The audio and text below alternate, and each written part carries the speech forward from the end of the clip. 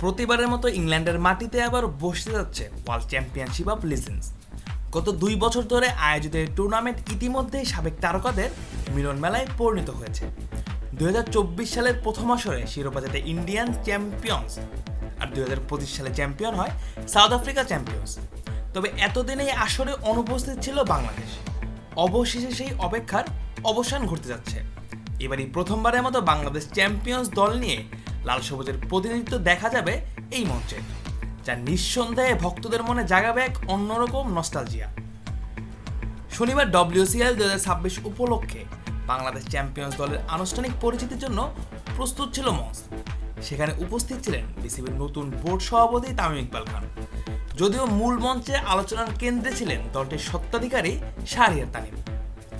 অনুষ্ঠানে উপস্থিত ছিলেন বাংলাদেশের সর্বকনিষ্ঠ টেস্ট সেঞ্চুরিয়ান মোহাম্মদ আশরাফুল এবং সদ্য আন্তর্জাতিক ক্রিকেটকে বিদায় জানানো মাহমুদুল্লাহ রিয়াদ। দুজনে এবারে টুর্নামেন্টে মাঠে নামার জন্য প্রস্তুত। আর শুধু আনুষ্ঠানিক বক্তব্যেই সীমাবদ্ধ থাকেননি তারা, বরং পুরো অনুষ্ঠান জুড়ে ছিল হাসি আর খুনসুটি। অনুষ্ঠানটি সঞ্চালনা করেন জনপ্রিয় ক্রিকেট বিশ্লেষক ও ধারাভাষ্যকার সৈয়দ আবিদ হুসাইন সামি। এক পর্যায়ে তিনি মজার ছলে মাহমুদুল্লাহকে জিজ্ঞেস করেন জাতীয় দলের মতো প্রয়োজন হলে যে কোনো পজিশনে খেলতে রাজি আছেন কিনা। আর প্রশ্নটি শুনে হাসির রোল পড়ে যায় পুরো অডিটোরিয়ামে। বাবা, এত এনার্জি কই পাও?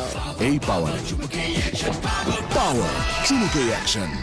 জবাবে রিয়াদেও পরিচিত ভঙ্গি দিয়ে বলেন দলের প্রয়োজনে যেখানেই দরকার সেখানে খেলতে প্রস্তুত তিনি। অনুষ্ঠানে শুধু অতিথি বা ক্রিকেটারদের কথাই নয়, গণমাধ্যম কর্মীদের প্রশ্নের জবাব দেন আয়োজকরা। বিসিবির সঙ্গে উদ্যোগ নিয়ে কোনো যোগাযোগ হয়েছে কিনা এমন প্রশ্নের উত্তরে শাহরিয়ার তানিম নিজের অবস্থান পরিষ্কার করেন। এদিকে সবার আগ্রহ ছিল বোর্ড সভাপতি তামিম ইকবালের বক্তব্য শোনার জন্য, তবে এদিন তাকে কথা বলতে দেখা যায়নি।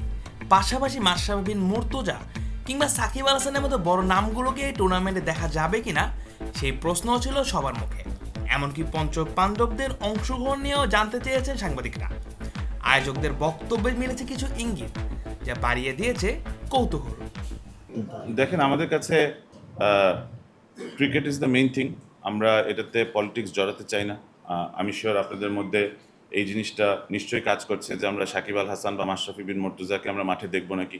সবাই চাইবে যে যেই 5 জন বাংলাদেশ ক্রিকেটকে এত উঁচায় নিয়ে গিয়েছে, যারা আশরাফুল ভাইয়ের সাথে এত বছর খেলেছে, তাদের সবাইকে আমরা একসাথে মাঠেই দেখতে যাবো। সো ক্রিকেটিং অ্যাসপেক্ট থেকে we would love to have everybody.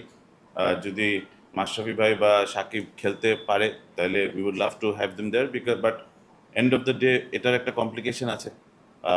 আমাদের গভর্নমেন্টের সাপোর্ট লাগবে, আমাদের বিসিবির সাপোর্ট লাগবে। ওনাদের এইসব জিনিসপত্র যদি আমরা এড়িয়ে বা আমরা যদি সলভ করে যদি ওনারা একসাথে খেলতে পারে, they are most welcome to come and play for আস।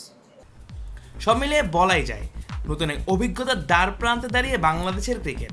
প্রিয় তারকাদের আবারও একই সঙ্গে মাঠে দেখার সম্ভাবনায় উচ্ছ্বসিত ভক্তরা। যদিও এখনও আনুষ্ঠানিকভাবে স্কোয়াড ঘোষণা করা হয়নি, তবে খুব শিগগিরই জানা যাবে কারা থাকছেন এই ঐতিহাসিক অভিযানে।